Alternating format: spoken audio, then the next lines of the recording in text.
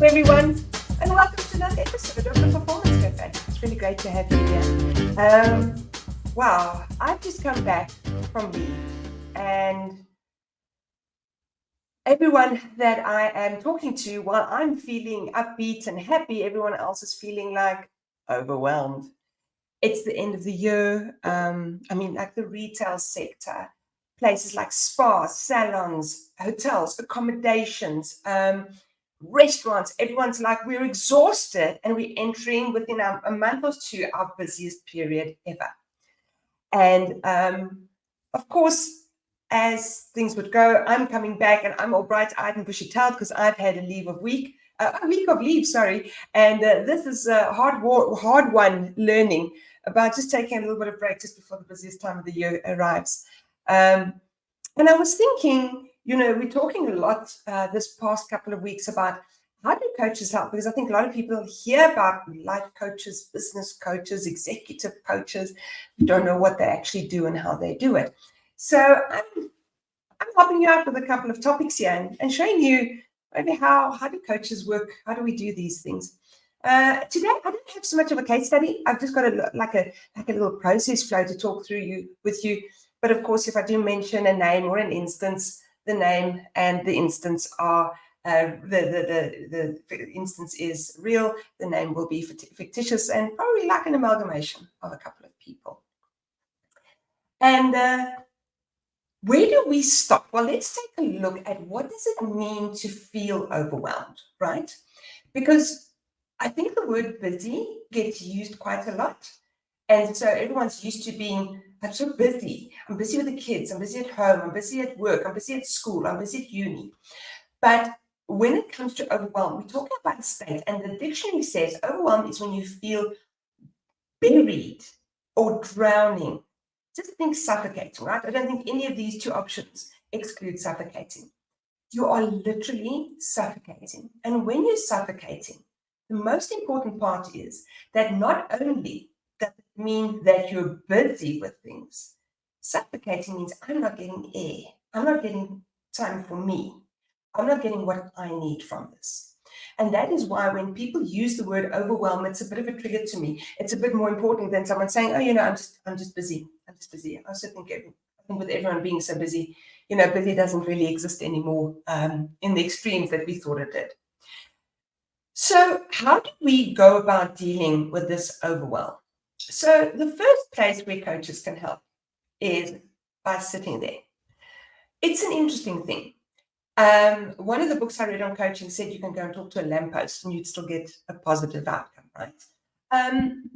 Not quite sure about the lamppost theory, but what happens, and those of you who have watched a couple of my videos know that I've mentioned more than once, that when we are inside our head, when we are using abstract concepts, we get ourselves, we get our own self-talk, we get our own ruminations, so we understand what something means.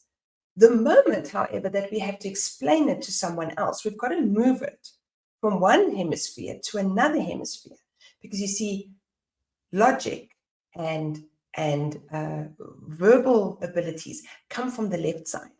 And so now we've got to take abstract on the right and turn it to concrete on the left. So what happens is, instead of putting up with the nonsense that I've got in my head, because, we all have a certain amount of nonsense going on sometimes. Let's say I've got a self-belief about guilt.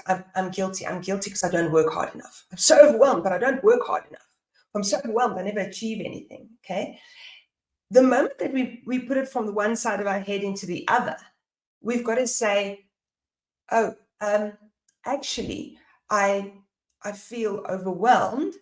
I feel like I work so hard because, I do X, Y, and Z, and I never achieve anything except, that, this happens and that happens. But besides that, nothing else. You see how immediately I've gone from, I'm being forced to go from catastrophizing everything. That's what we call it when everything is wrong, like nothing's ever right. When, like, I lose my brush in the morning and my whole day is shattered because I lost my brush. Right? That's catastrophizing. I make a catastrophe out of it. Maybe more than it should be, right? Brushes are important, though, girls. Get you.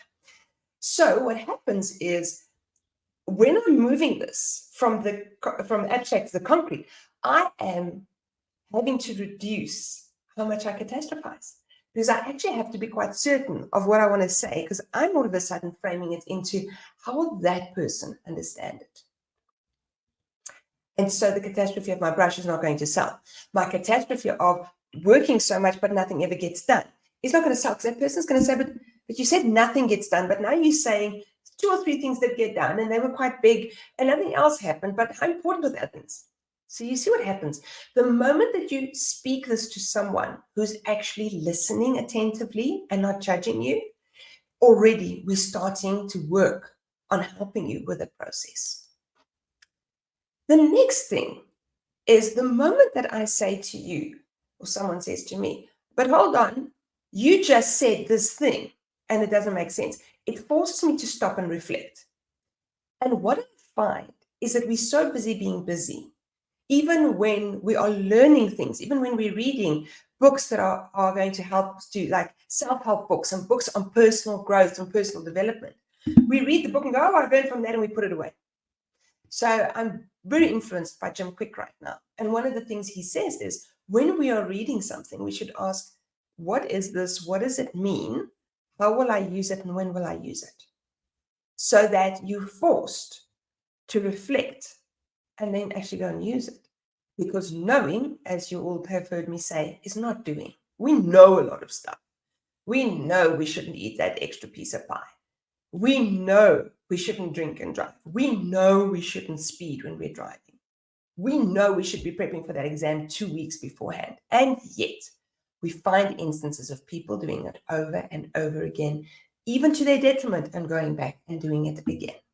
So how am I going to implement it?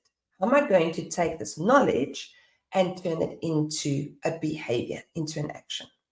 So firstly, we force you to verbalize, which already makes you clarify your thoughts, because you can't sit in your own ruminations and your own space. Then when you've spoken and we question it, we force you to reflect.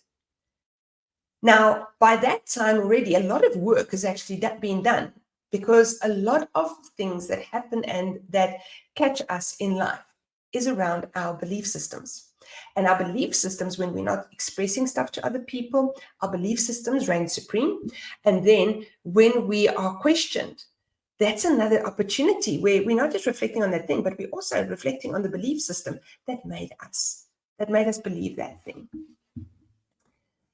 And then when we're looking at those belief systems, we're also looking at what we would do, which is normal. That is prioritize. You actually cannot do everything. So how do we prioritize? And here, a coach may help you find your own way. They might provide you with a tool. So I quite like the Eisenhower matrix. Is it urgent? Is it important? Then do it. If it's urgent, but it's not important, give it to someone for whom it is urgent. Because if it's not urgent for you, you're holding someone else up. If it's important, but not urgent, schedule it. If it is neither urgent nor important, discard it, right? So often we think everything's important, but we realize that our to-do list, a couple of things always fall off the bottom. And actually, there's no consequence to that. So, not everything that we get to deal with is necessarily earth-shatteringly important. So that's sort of in a regular coaching process, these kinds of things come up. But sometimes a coach can see with objectivity from the outside something that's difficult for you to see. And that is because, as we all know, we have both conscious and subconscious. We tend to work a lot in our conscious and what we're aware of. And sometimes it's a discussion with someone else and questioning those belief systems we talked about, that will bring out or bring to the fore for us exactly what subconsciously might be happening for us. Now, sometimes it can be something like fear. Is fear holding you back? And this is a very popular theme to see come out. And it's not always expressed as fear, but in general, it works the same. It is, I am unhappy, uncertain. I am lacking in confidence. My self-esteem isn't there. I don't think I know enough. all those kinds of words. When those things are happening, it's actually fear. Okay, let's call it what it is. And it's okay to fear, because remember, fear is an emotion or a physical response that we recognize as an emotion that's meant to keep us safe. But as Susan David said in Emotional Agility, emotions should be data, not directives. And that's where a coach comes in. We can really dig into the data of that fear. Remember, we made a video a couple of weeks ago, for those of you who haven't seen it, about coaches don't judge, right? We just accept your reality as you present it, and then we will add questions to help you clarify it from your perspective. And so when someone says, I am not, then I go into that place where I go, okay, why are you not? What is it that you think you don't have? And how do we set about investigating it, finding it, so investigating the source, finding it, helping you achieve it, or realizing you already have it. And then there's another fear behind it, but that might be for a different session. So for example, I am not good at managing my time. I fear that if I don't, if I'm overwhelmed and I'm filling every second, I'm not being productive. But you said you were filling it, you were overwhelmed, but you weren't being productive either. Right? Very reasonable question. It's not a judgment. These are two things you say. Let's take a look at them.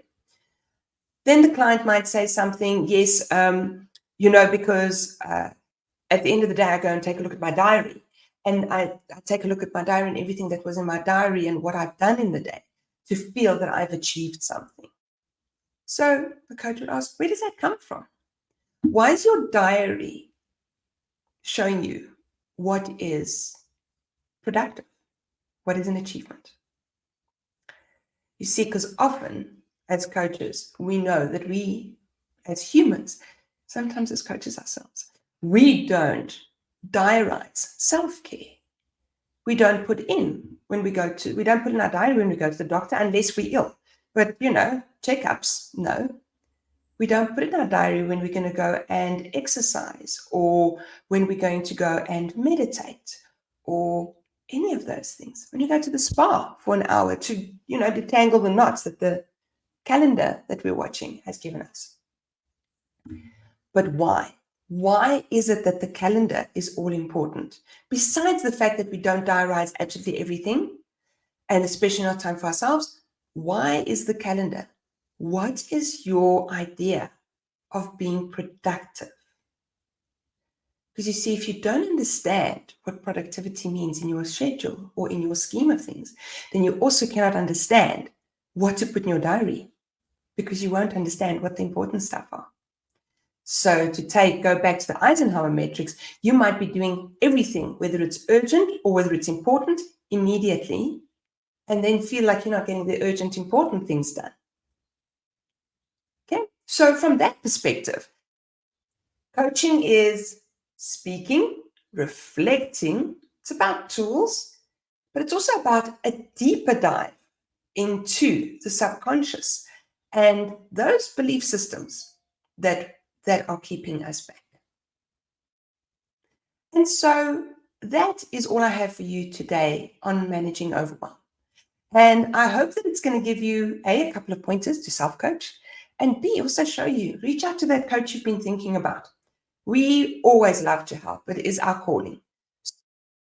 Reach out and make sure, sorry about that. So reach out and make sure that you are getting the help that you need for your overwhelm, so that your overwhelm becomes more productive. And at least you're happy with the rate that you're living at and everything you're sacrificing when you're being so busy. So if you've liked this, video, please go and take a look at more of them. We publish them every week on YouTube and Facebook. That's after we've done the live stream on LinkedIn. We also turn them into podcasts on the podcast platforms. You can also find related articles on my website, performforward.com. And then the live streams, as I said, held every Wednesday, 9:30 a.m. SAST, that's GMT -2. And as always, if you've got a question or there's a suggestion for a topic, please do leave a comment on your platform of choice, and we'll get back to you. And then until we hear from you, we will see you again next week, Wednesday, at the Performance Cafe.